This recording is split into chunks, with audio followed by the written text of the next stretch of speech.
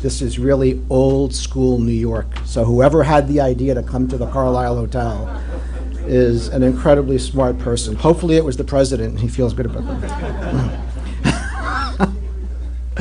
At the outset, a very genuine, heartfelt thank you to His Excellency President Ferdinand R. Marcos Jr., my friend Secretary Benjamin E. Diokno of the Department of Finance, and Secretary Alfredo E. Pascal of the Department of Trade and Industry as our keynote speakers today.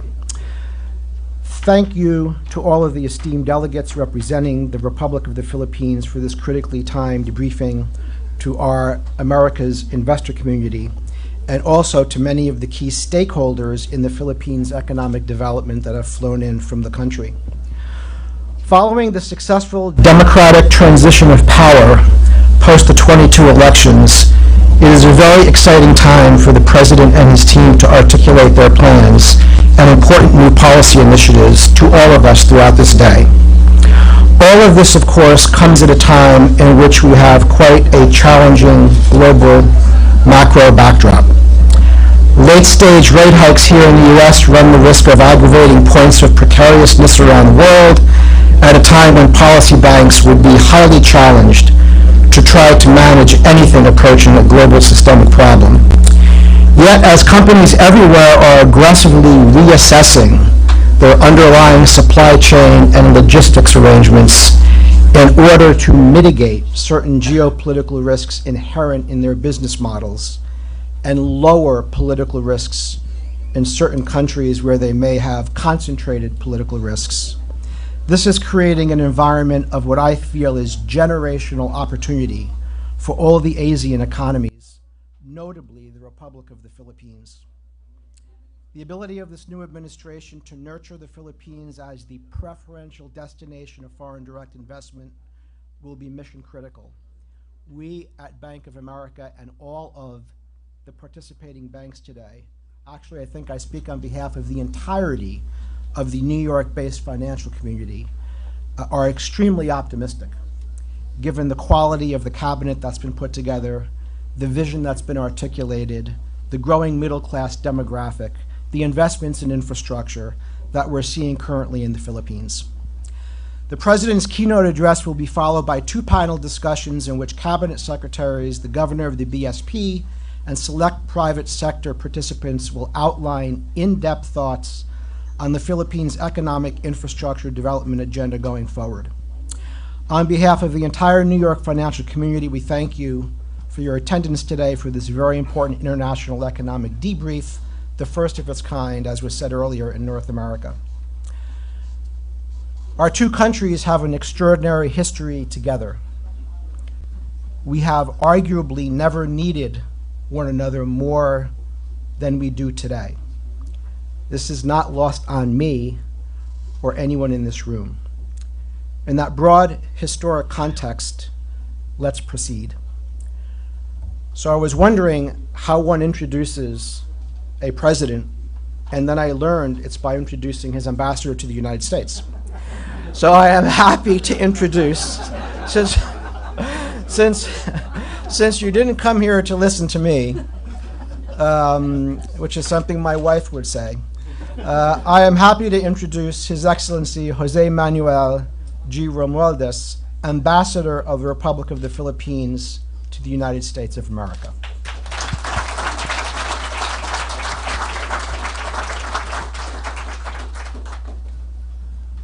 Well, thank you, Mr. Quigley.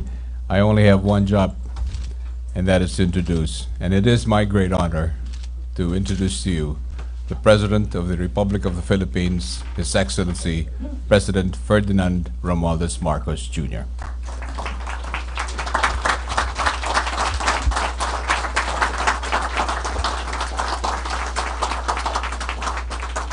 Thank you very much to our ambassador for performing his single job remarkably well.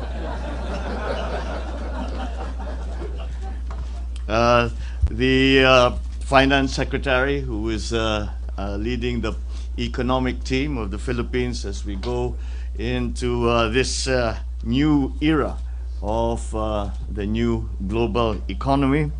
Finance Secretary Ben Diokno and the other members of the cabinet who you will be meeting later on.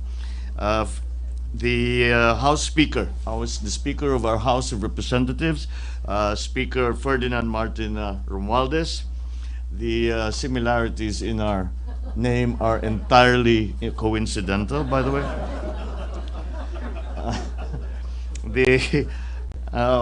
Thank you very much for the welcoming remarks of the Bank of America Executive Vice Chairman of International Corporate and Investment, Mr. James Quigley. All the distinguished guests, the members of our delegation, the members of especially the private sector participants in these briefings, all the distinguished guests, ladies and gentlemen. And it is as I walked in, I said, well, this is a very fine start to the day, as we have a completely full house. And for that, I thank you for your continuing interest in the Philippines, which we are touting as, with great confidence, as Asia's fastest rising economic star. The United States and the Philippines have had long, strong, and enduring ties in trade, commerce, development, and in all other aspects of relationships between two sovereign nations. As today, the U.S. is our third largest trading partner and fourth major source of foreign direct investment. As we slowly rebuild the Philippine economy for rapid growth, we have created an even wider space for mutually beneficial investments. The Philippines is a reliable host for international partnerships. The country's favorable business climate is shored up by the sound macroeconomic fundamentals and a clear roadmap for economic recovery and sustained growth. The country is on its way to a strong recovery from the pandemic and a robust, broad-based growth in the next 6 years. In fact, our projected economic performance in the medium term is expected to surpass our regional neighbors.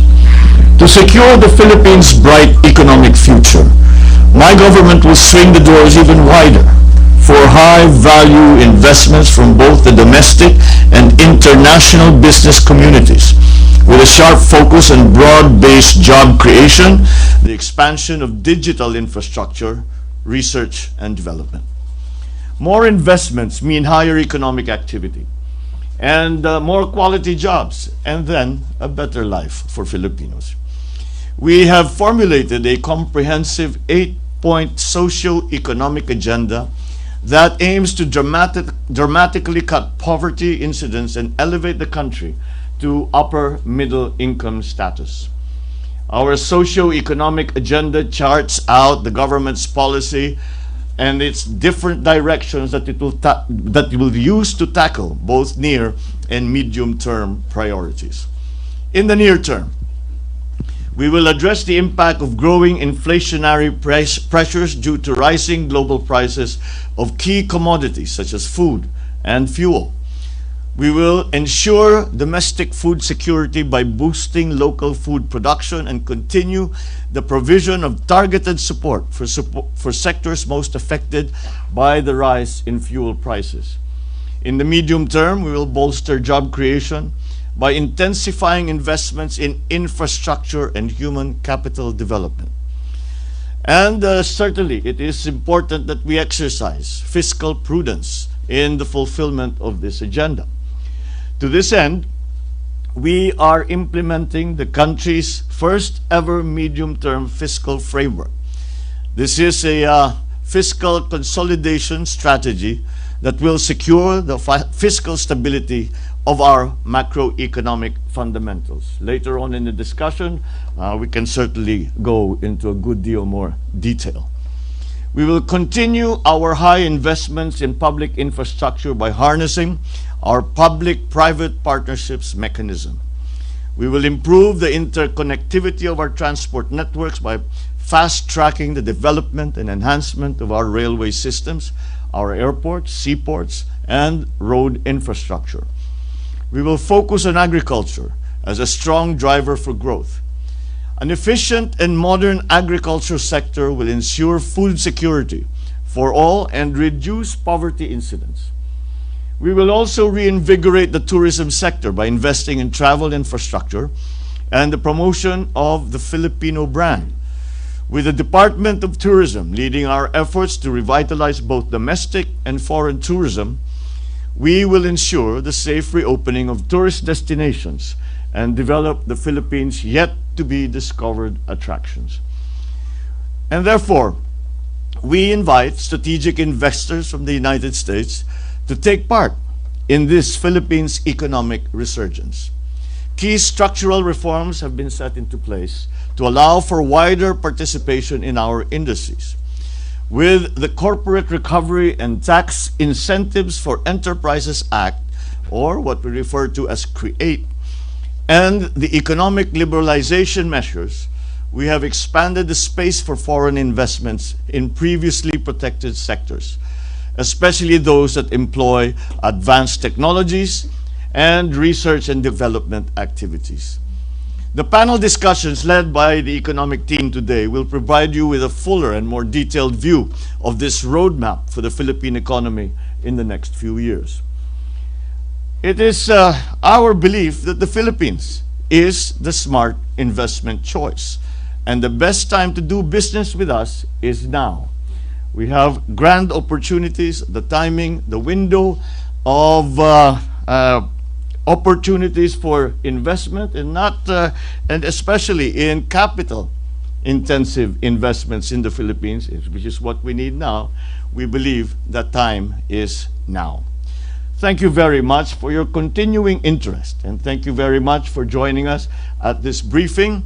And I'm sure that it will be useful for both the side, from the Philippine side, both in the government side and in the private sector side, and for our potential U.S. investors.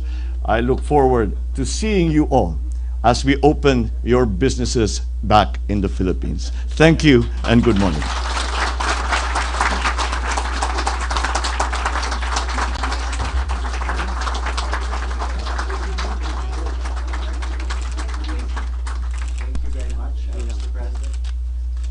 Mr. President. The presidential photographer will be joining us on stage to take a group photo.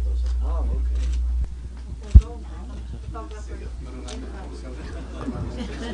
okay. This audience is very lucky as the president has generously allowed us a photo opportunity with him. But since we're a little tight, the photographers will be the ones to go up on stage, and all you have to do is smile.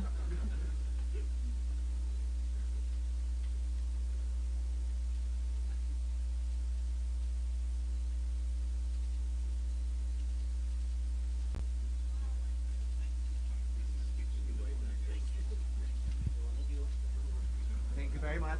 Thank you. Oh, one more.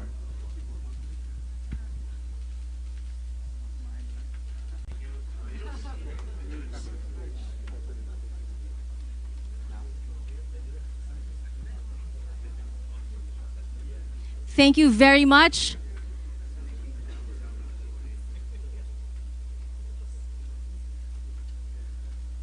Can we ask everyone to stand again as the president moves on to his next engagement?